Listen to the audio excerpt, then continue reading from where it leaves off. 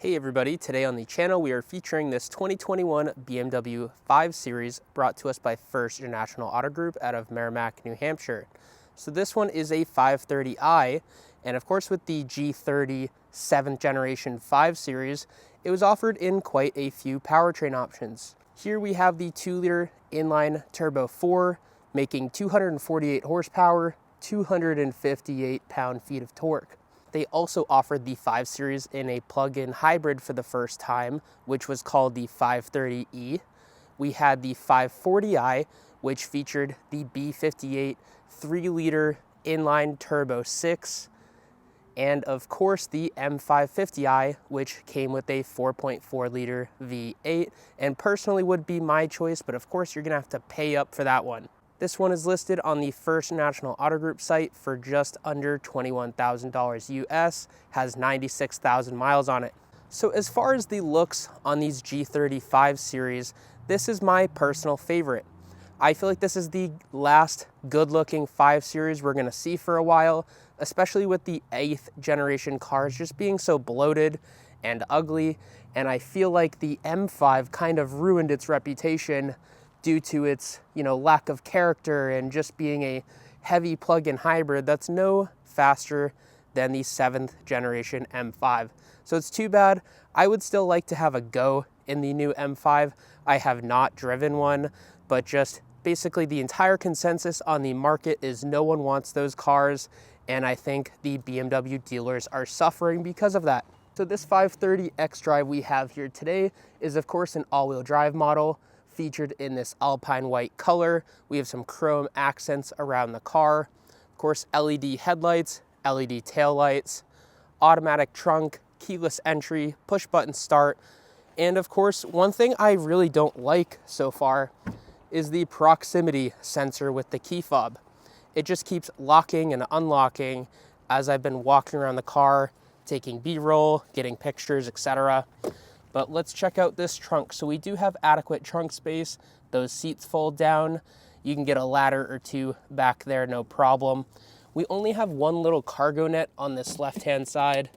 And then on the right-hand side, we just have a little cubby. And so when you're done in the trunk, we have an automatic close button, which is pretty nice to have. And so my personal favorite part of the 5 Series design is actually these taillights. I just think they're so good looking. They're like black and tinted around, giving you a little bit more of an aggressive style to them. And then we have these exhaust tips that blend in nicely with this rear bumper. Just a very classic design, not too overly aggressive. So in these back seats, you do have plenty of room. Sitting behind myself, I'm 5'9". We have USB-C charging down here.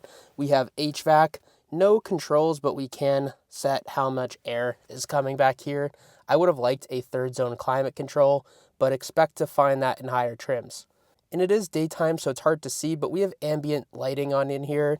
It's currently set to purple, which is nice. You can set the color through the iDrive infotainment, so definitely keep that in mind. When you own a brand new, modern BMW, you definitely have to take a few days to go through that iDrive infotainment system, because there's lots of buried settings in there where you can really get personalized on your BMW. So up in this front seat, you can tell we are obviously very well equipped. We have cruise control on our steering wheel. We have Apple CarPlay and Android Auto in this beautiful infotainment screen that is, of course, touchscreen, or you can control it with this wheel down here, which I prefer to do that. I feel like it's much easier to kind of get around your settings by just doing that instead of reaching over for the screen. And so here we have some sport displays, which we'll just kind of keep that on for the drive. So regarding the backup camera, we do have a pretty high resolution backup camera. I will say there is no 360 view of the car, but you do get the parking sensors, which is nice to have. So a fun little background story about my relationship with the BMW 5 Series is I actually was going to buy an F10 generation 5 Series. I was really interested in one of those. I was going to buy one before I ended up buying my Hyundai Sonata, and the reason why is because, to be honest, I just fully could not afford one of those F10 generation 5 Series pre-owned. They're lovely. I was genuinely very impressed when I drove the car. I did a little test drive, but I could not come up with the funds for that. The loan would have been way too much for me at the time, but I'm happy I get to drive this G30 series, 7th generation 5 series for you today. Regarding this interior, I am not a big fan of the crocodile plastic up front on the top of the dashboard. However, the rest of the interior is quite nice.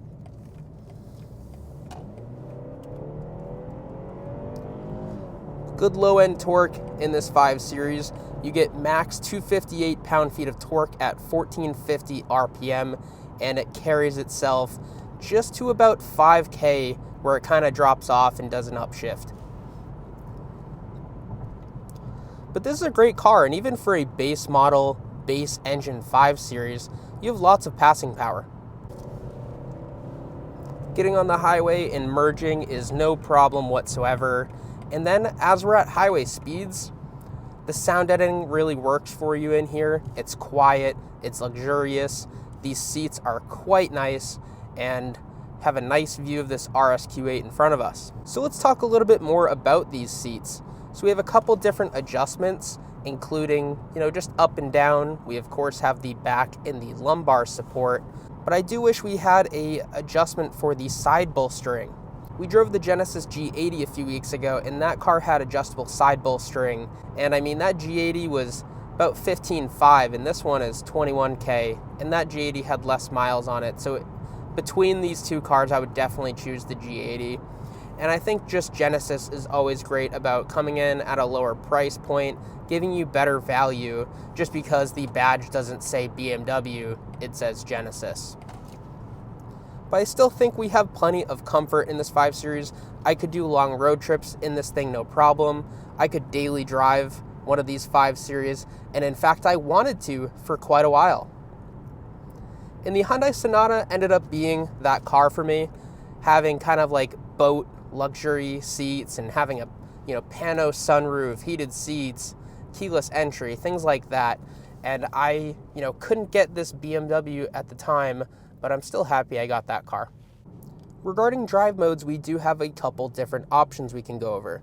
So we have Sport, Comfort, and Eco Pro, and there's also an individual mode which lets you adjust a couple things. So if you go into Configure Individual, you can adjust steering, engine, and transmission, which are all currently set to Sport anyways, so it's basically just another Sport mode.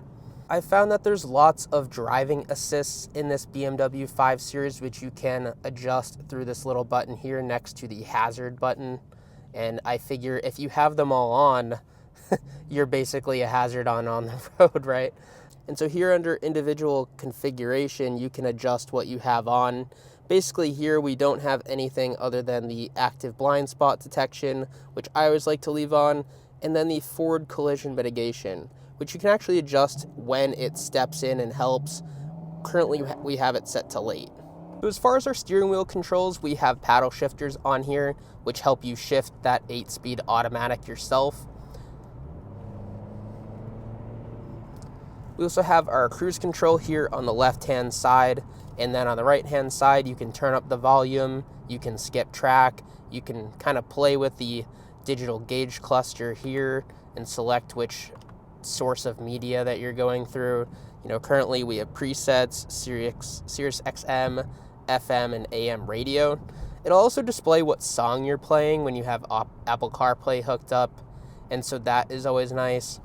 But we're kind of in an era where, more screens equals bad.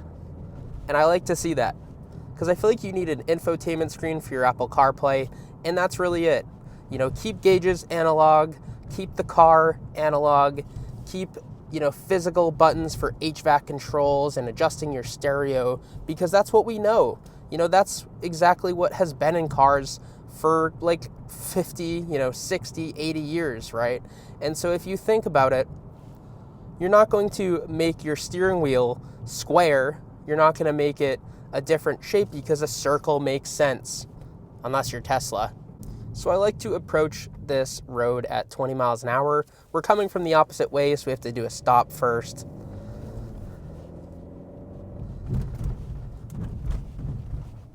Handles those bumps with ease. The suspension really absorbs a lot of it. And we have 18-inch rims, so they're not incredibly low profile in terms of tires, so you get that added cushion there. And so overall, I'm very impressed with how this thing drives. It's thoughtless, it's mindless. There's not really a ton of inspiration into the driving. Like, there's not a lot of character in this car. It's just effortless luxury, and I feel like BMW does that very well. Then you can kick on sport mode, get some sporty driving in. I feel like the sport mode could be a little more aggressive, especially if this thing had exhaust valves to kind of open things up. But I feel like if you are going to be doing some, high-speed driving in a 5 Series, get the M550i, because that thing sounds absolutely fantastic. You can debadge it, make it like this highway monster. That's what I would do.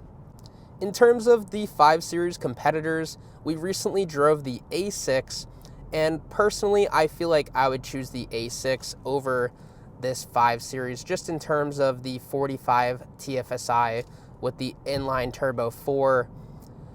I just feel like that car has a little bit more luxury. It feels a bit more refined. And I do think the BMW sounds better in terms of inline 4 versus inline 4. But Audi just has a way of doing ergonomics better. And I just think that that car overall felt more luxurious and refined inside. But if you're looking for a daily driver that will be reliable, I think besides the maintenance costs, the 5 Series is going to last you a very long time. Often you'll see 5 Series with lots of miles on them, especially with the Turbo 4. This engine has kind of proved to be stout over time. I do think the 540 with the B58 3-liter inline 6 is going to be the better option long term, just because that engine is just absolutely fantastic. BMW puts that in a lot of cars. You'll definitely suffer in terms of fuel economy versus this inline 4, but that is kind of like the sweet spot. It's not going to have the 4.4 liter V8 with the monster performance, but you're still going to have a good time with the B58. And then as far as the 530i, I haven't driven one of those. I don't really know what it's like. I definitely am interested because it has a plug-in hybrid.